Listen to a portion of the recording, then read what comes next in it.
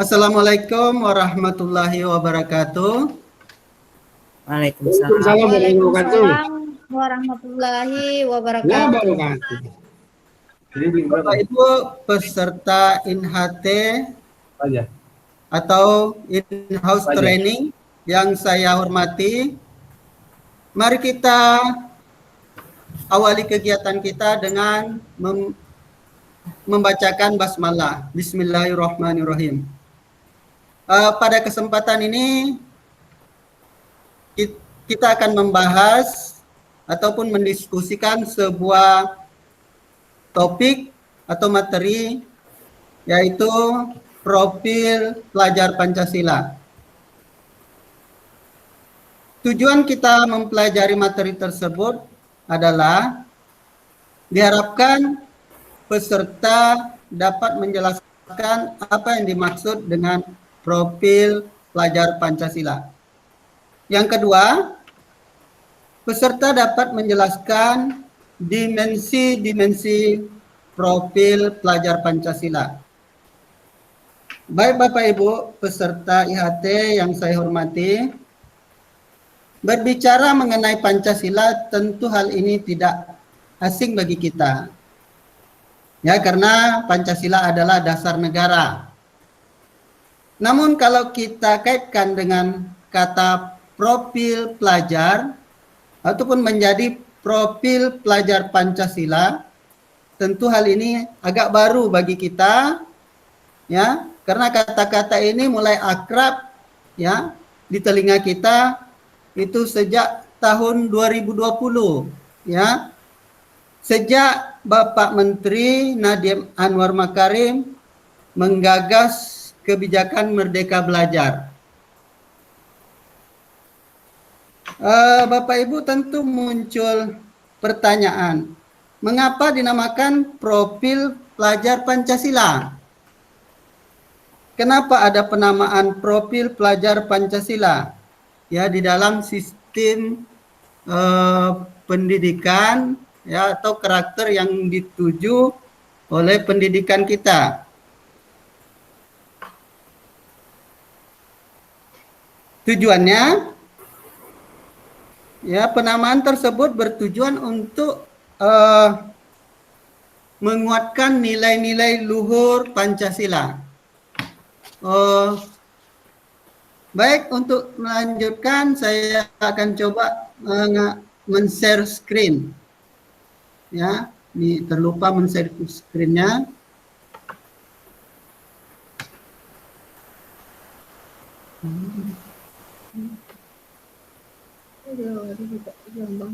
Buka dulu. Nah, ini tak nampak nih.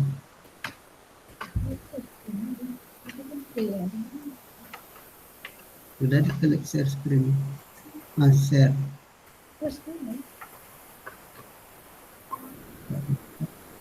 Oke. Sudah nampak? Sudah nampak? Sudah, Pak? Udah Pak. Nah, ya. Bapak Ibu peserta IHT yang saya hormati,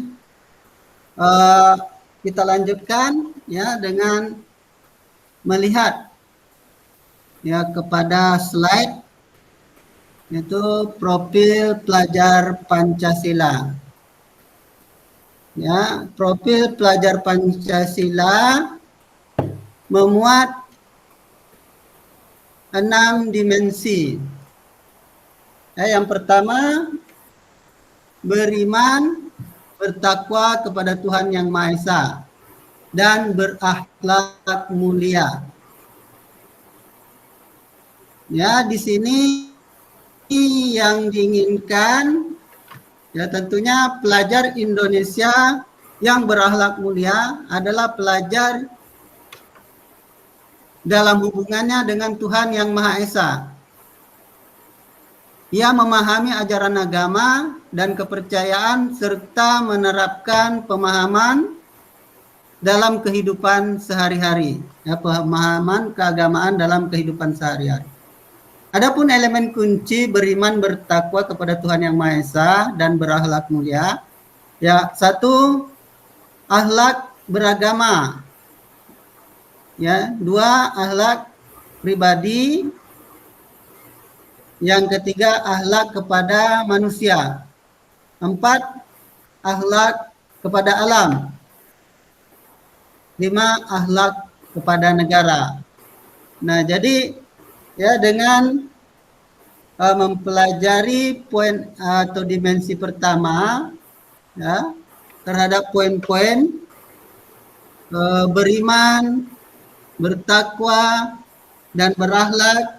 Nah, di situ merupakan bagian-bagian ataupun bisa kita katakan elemen-elemen yang saling terkait. Ya, biasanya kalau orang beriman tentu dia taat terhadap aturan.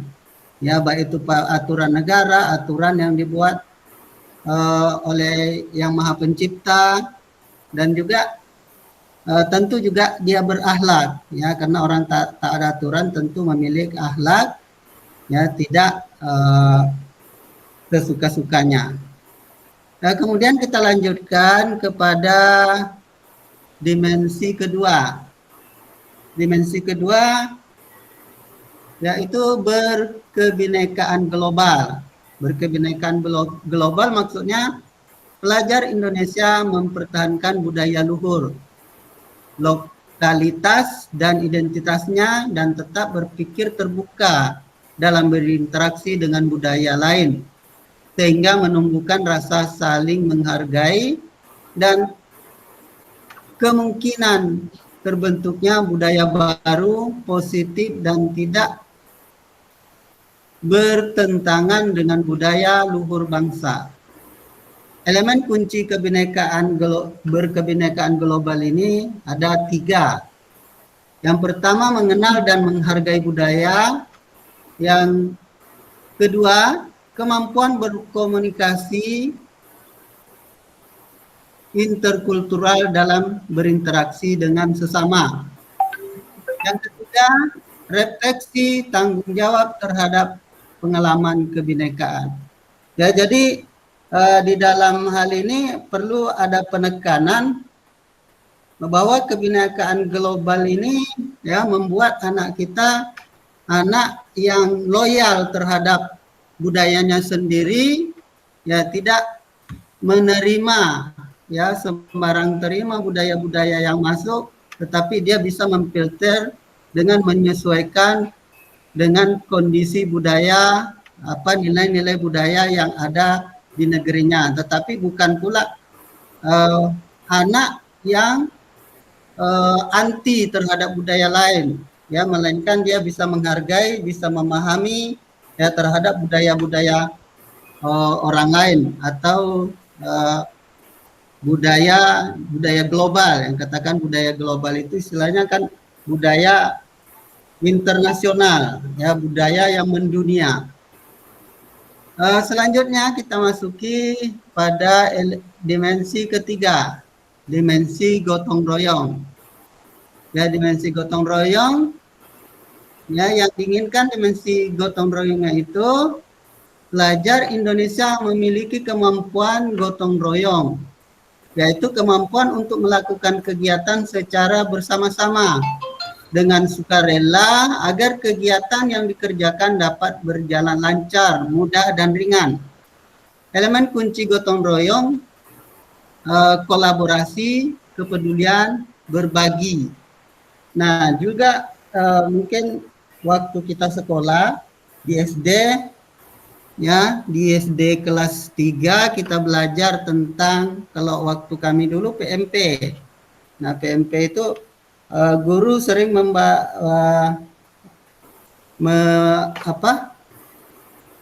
mencontohkan, ya, kalau pentingnya persatuan itu.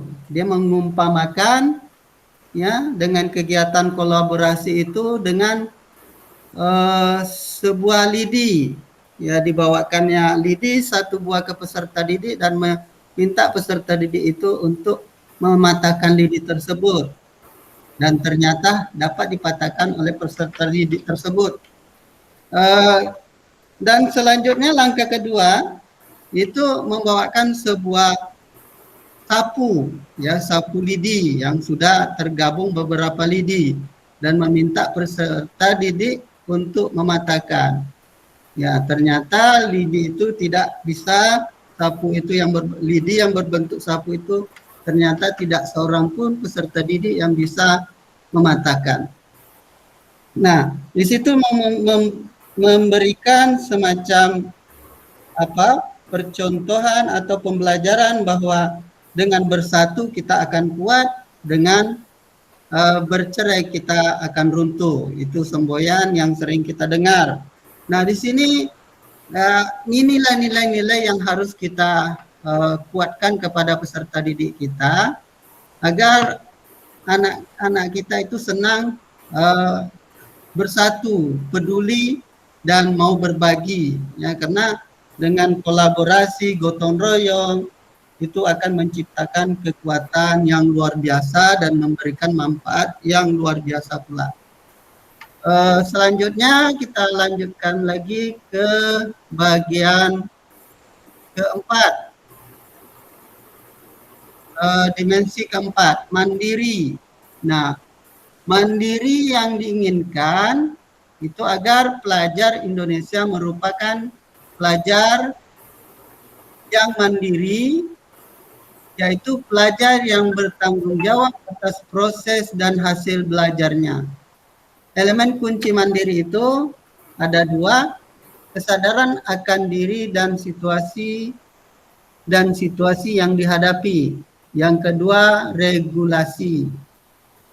Bapak Ibu, nah, untuk membuat anak kita mandiri tentu tidak terlepas dari proses pendidikan, ya, di mana kita sebagai pendidik tentu harus menguatkan, mengembangkan tiga ranah kognitif dan ranah sikap, kemudian keterampilan, ya, dengan berkembangnya hal tersebut membuat anak kita handal terhadap memecahkan permasalahan ataupun tantangan yang dihadapinya, sehingga dia bisa menyelesaikan sendiri, bisa memecahkan masalahnya dengan sendiri. Nah, itulah yang diinginkan, ya, tentunya tidak terlepas dari proses pendidikan, ya, dengan menguatkan, mengembangkan dia menjadi pribadi yang mandiri. Selanjutnya yang kelima, bernalar kritis. Ya, bernalar kritis, pelajar yang bernalar kritis mampu secara objektif memproses informasi baik kualitas maupun kuantitatif, membangun keterkaitan antara berbagai informasi, menganalisa informasi, mengevaluasi, dan menyimpulkan. Ya, ini ada beberapa elemen kunci, ya, sehingga bernalar kritis itu dapat berjalan sesuai dengan harapan. Yang pertama, memperoleh dan memproses informasi dan gagasan. Yang kedua, menganalisis dan mengevaluasi penalaran. Yang keempat, merefleksi pemikiran, proses berpikir dan proses berpikir. Yang kelima, mengambil keputusan.